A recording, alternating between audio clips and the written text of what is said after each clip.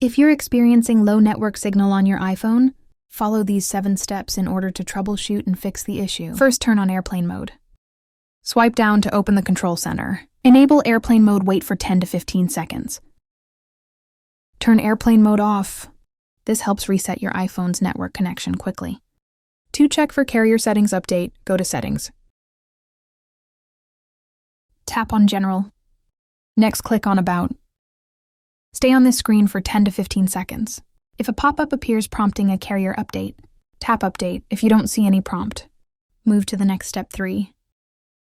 Check VPN, go to Settings and click on General. Next, scroll down and tap on the VPN and Device Management.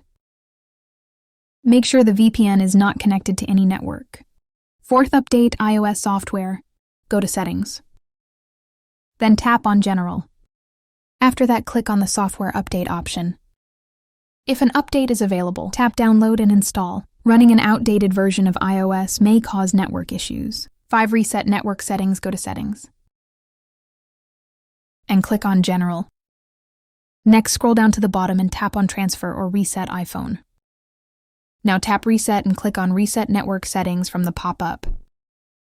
After that, again, tap on it to confirm this won't delete your personal data, but will reset system settings, including Bluetooth network and Wi-Fi. 6. Force restart your iPhone.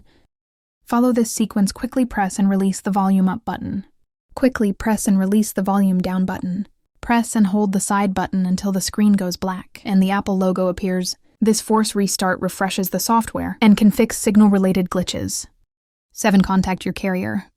If the issue persists, contact your mobile carrier to check your account or refresh your network as it may need a back-end reset.